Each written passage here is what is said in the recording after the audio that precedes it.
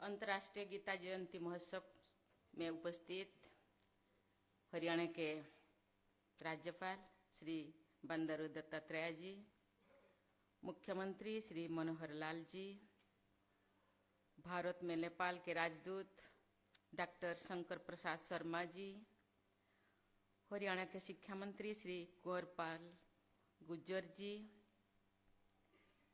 कुरुक्षेत्र विद्यापीठ के VC professor Somnath Sachdev जी, स्वामी गोविंद गिरी जी, स्वामी ज्ञानानंद जी महाराज, उपस्थित जनप्रतिनिधिगण, उपस्थित संत समाज,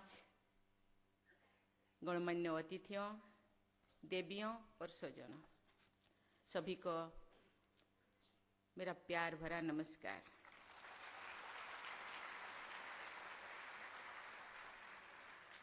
कुरुक्षेत्र में अत्यंत पावन ब्रह्म सरोवर के तट पर आयोजित इस अंतर्राष्ट्रीय गीता जयंती महोत्सव में शामिल होकर मुझे आध्यात्मिक आनंद की अनुभूति हो रही है।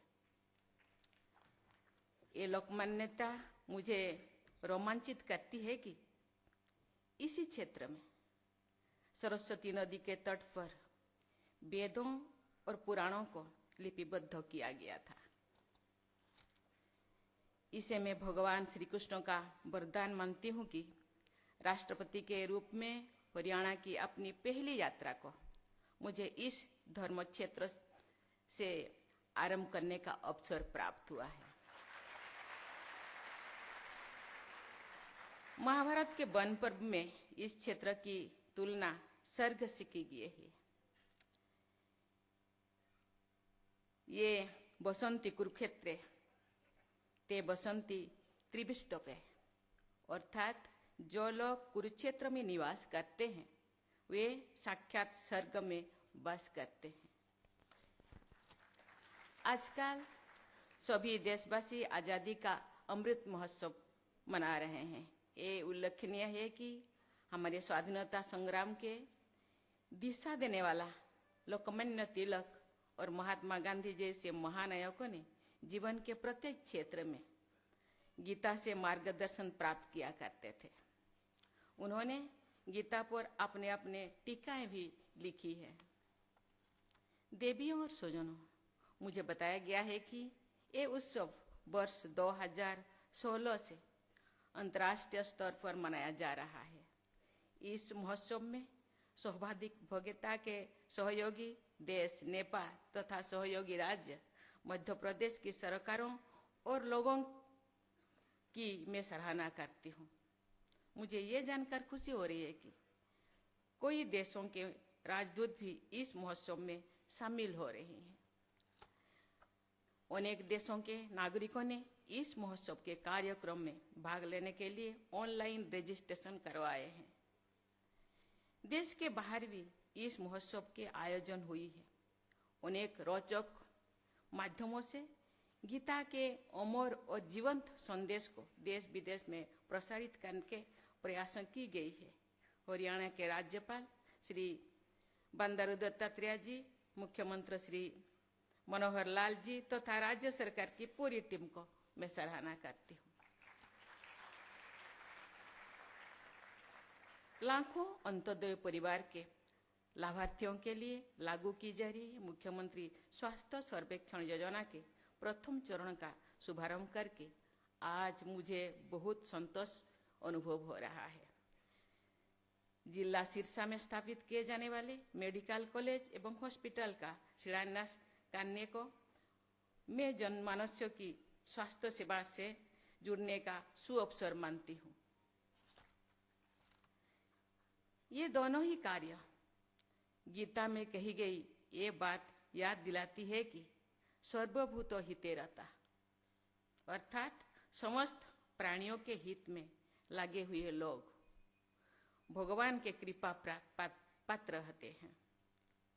जनकल्याण को संबल प्रदान करने वाले इन दोनों परियोजनाओं के लिए मैं राज्य सरकार की हृदय से प्रशंसा करती हूँ। भारत सरकार द्वारा जारी निर्देशों के अनुसार इंफॉर्मेशन टेक्नोलॉजी का प्रभावी उपयोग करके हरियाणा में लागू किए जा रहे ओपन लूप टिकटिंग सिस्टम और जीपीएस सिस्टम का शुभारंभ करके भी मुझे बहुत प्रसन्नता हुई है। ये व्यवस्था गीता में बताया गया है कि योग कर्मसु कौशलम के आदर्श का उदाहरण है। यातायात तथा परिवहन को कुशलतापूर्वक संचालित करने की इस पहल के लिए मैं एक बार फिर हरियाणा सरकार को सराहना करती हूँ। देवियों और स्वजनों, श्रीमद् भागवत गीता सही अर्थों में एक अंतर्राष्ट्रीय पुस्तक है। अनेक भाषाओं में गीता के कई अनुवाद हो चुकी है। ये भारतवर्ष का सर्वाधिक प्रसिद्ध और लोकप्रिय ग्रंथ है।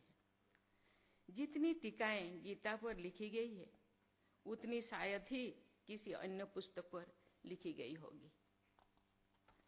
जिस तरह योग पूरे विश्व समुदाय को भारत की सौगात है, उसी प्रकार योग शास्त्र गीता भी पूरी मानवता को भारत माता का आध्यात्मिक उपहार है। गीता पूरी मानवता के लिए एक जीवन संहिता है, आध्यात्मिक दीप स्तंभ है। देवियों और स्वजनों, स्वामी विवेकानंद ने आधुनिक युग में श्रेष्ठ भारत की छवि को देश विदेश में स्थापित किया था। उन्होंने श्रीमद् भागवत गीता पर विस्तार से प्रवचन दिए थे। स्वामी विवेकानंद कहते थे, गीता कायरता को छोड़ने और वीरता को अपनाने का उपदेश देती है। हरियाणा के वीर जवानों, मेहनती किसानों और संघर्ष करने वाली बेटियों ने गीता के उपदेश को जीवन में ढालकर अपने अपने कर्म क्षेत्रों में हरियाणा का और पूरे देश का गौरव बढ़ाया है। हरियाणा की इस यात्रा के दौरान विभिन्न क्षेत्रों में अपना विशेष योगदान देने वाली बहनों और बेटियों से मिलने का भी मैं निर्णय लिया है। हरियाणा की बहनें और बेटियां भारत का तिरंगा अंतर्राष्ट्रीय मंच पर लहरा रही हैं। मुझे हरियाणा की इन बहनों और बेटियों पर गर्व है। देवियों और स्वजनों, गीता के विषय में एक बहुत लोकप्रिय श्लोक है, सर्वोपनिषदो गावो दग्धा गोपालनंदनः पार्थवस्य सुधी भक्ता दुग्धो गीतामृतं महतम। अर्थात सभी उपनिषद गौ माताओं की तरह है। उन गौ माताओं को दुहने वाले गोपाल नंदन श्री कृष्ण है और गीता रूपी असाधारण दूध को पीने वाले बुद्धिमान अर्जुन है। इस प्रकार ये श्लोक सभी उपनिषदों माता का स्थान देता है। राष्ट्रपिता महात्मा गांधी भी श्रीमद् महात्मा गांधी को गीता माता कहते थे। गांधी जी ने कहा था, मुझे जन्म देने वाले माता तो चली गई, पर संकट के समय गीता माता के पास जाना मैं सीख गई हूं। केवल 700 श्लोकों की गीता में सभी वेदों का सारांश समाहित है। गीता वेदांतों का सबसे महत्वपूर्ण ग्रंथ है। गीता एक ऐसी पुस्तक है जिसमें व्यवहारिक जीवन और अध्यात्म की सभी शंकाओं के समाधान सरलता से मिल जाती है।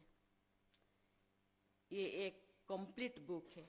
गीता के ज्ञान को समझने वाले के लिए किसी अन्य शास्त्र, किसी अन्य पुस्तक को देखने की जरूरत ही नहीं है।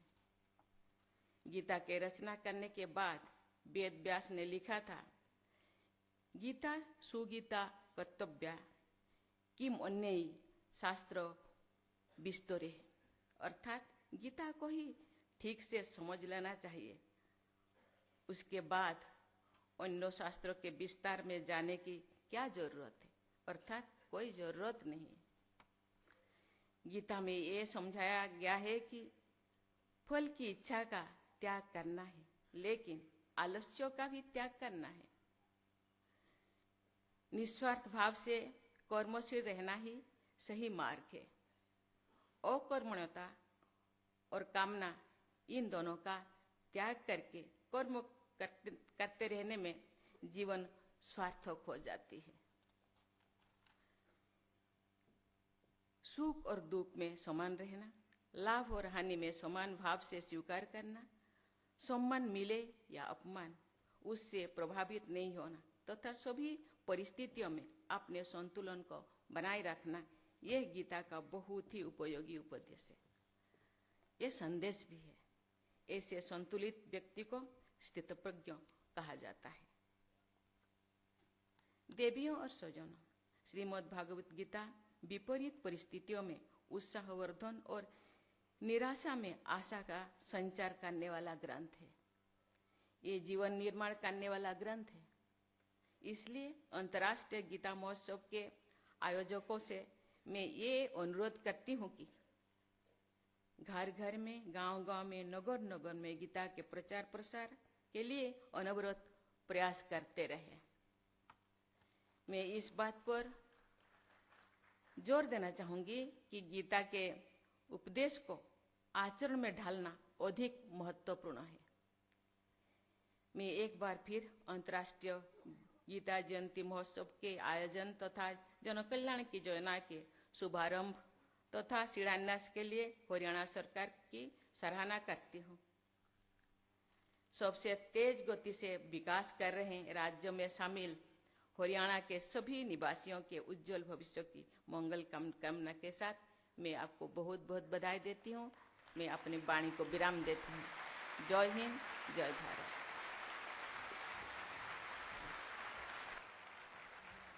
बहुत बहुत आभार माननीय राष्ट्रपति महोदय का उनके इस प्रेरक संबोधन के लिए।